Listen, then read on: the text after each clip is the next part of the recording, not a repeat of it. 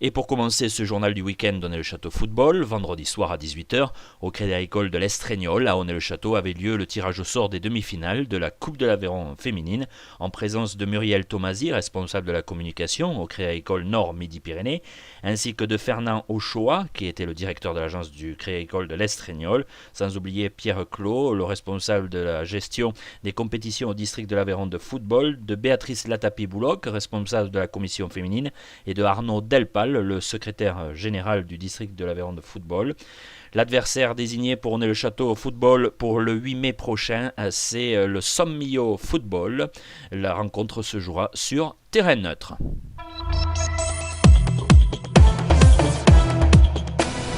Samedi soir, c'était donc la 18e journée du championnat de division d'honneur régionale dans la poule A avec le déplacement des Castonetois du côté de Séverac-le-Château.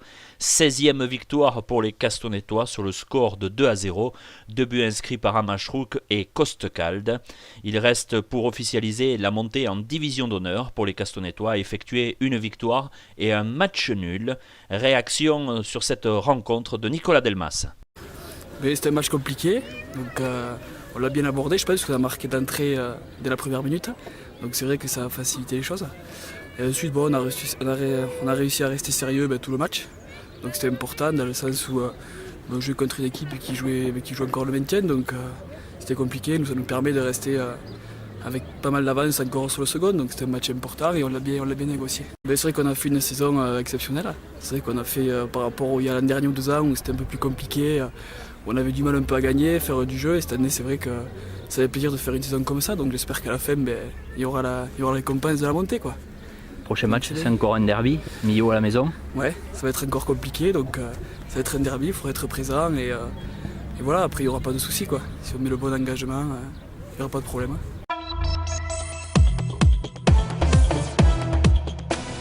Samedi, dans la catégorie U15, en ce qui concerne l'équipe de Onet-le-Château Football, encadrée par Johan Boutonnet et Laurent Génard, 2 entreprises ont offert un nouveau jeu de maillot à ces jeunes.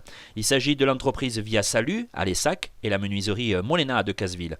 À cette occasion, et en remerciement, il leur a été offert 2 jeux de maillot encadrés pour garder un souvenir de ce partenariat avec le club castonetois.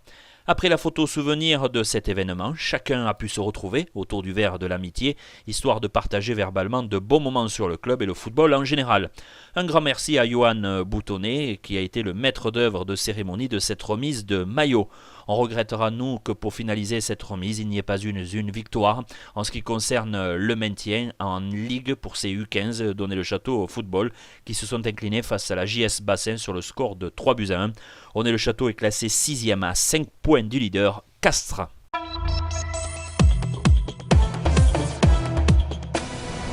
Samedi soir, malgré le renfort de 2 joueurs de l'équipe Senior 1 d'Onet-le-Château Football, à savoir David Marino et Walter Igounenc, les Senior 2 encadrés par Alexandre Puech et Daniel Vidal n'ont pu faire autre que le match nul face à l'équipe de Mazamet, 1 but partout. But inscrit par Johan Boutonnet en fin de rencontre. C'était au stade Georges Vigne samedi soir. Ces Senior 2 qui sont toujours à la recherche du maintien pour la saison prochaine. Situation tout aussi critique en Senior 3, première division poule A avec cette nouvelle défaite. C'était dimanche après-midi au stade de la Roque, stade synthétique face à l'équipe du Monastère sur le score de 3-1. Situation critique puisque l'équipe 3 d'Onet-le-Château est avant-dernière avec 35 points, suivi derrière par la Lanterne Rouge Espalion avec 32 points, mais qui compte 2 matchs en retard. Il fallut attendre pratiquement la fin de la rencontre pour voir l'ouverture du score des féminines dans le championnat face à l'US Montbazin en excellence. C'était dimanche après-midi au stade des Albatros. Onet-le-Château qui l'emporte 1-0 face à l'US Montbazin. On peut dire déjà que certainement les filles avaient déjà la tête en demi-finale de la Coupe de l'Aveyron de football après cette rencontre un petit peu difficile dimanche. Chez les jeunes à présent en U19, l'équipe d'Onet-le-Château est allée décrocher une victoire du côté de Martel sur le score de 2-0. C'était en promotion Ligue dans la poule B. Chez les U17, belle victoire d'Onet-le-Château au football. Les hommes de Johan Boscus et Eric Luban sont allés décrocher une victoire 3-0 du côté du Toulouse-Fontaine. Toujours du côté des U17, au niveau 2, phase 2, côté district, défaite de Honnay du côté de Cressel sur le score de 3-0. En U15 Honor League, lourde défaite des Castonetois, l'équipe encadrée par Stéphane Domergue et Rémi Fabier du côté de Cahors. C'était samedi après-midi sur le score de 9-2. Honnay-le-Château qui est 7ème avec 36 points à 23 points du leader Auch. Enfin, pour terminer sur un grand score, on va le dire, c'est en U13 du côté du football A7 phase 2 poule B avec cette large victoire d'Honnay-le-Château Football du côté de Campuac sur le score sans contestation de 10-1.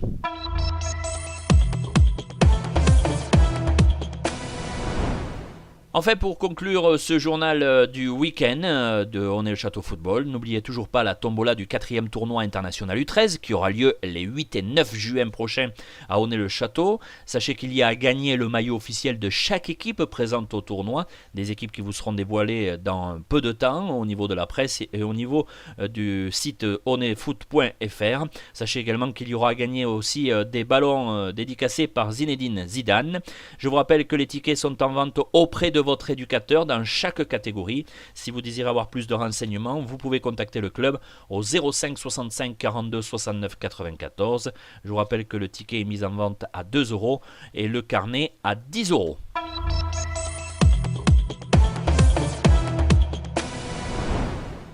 Merci à tous de votre fidélité. Bonne semaine sur le site www.honnayfoot.fr. On se retrouve la semaine prochaine avec la vidéo des féminines en championnat face à la Selve.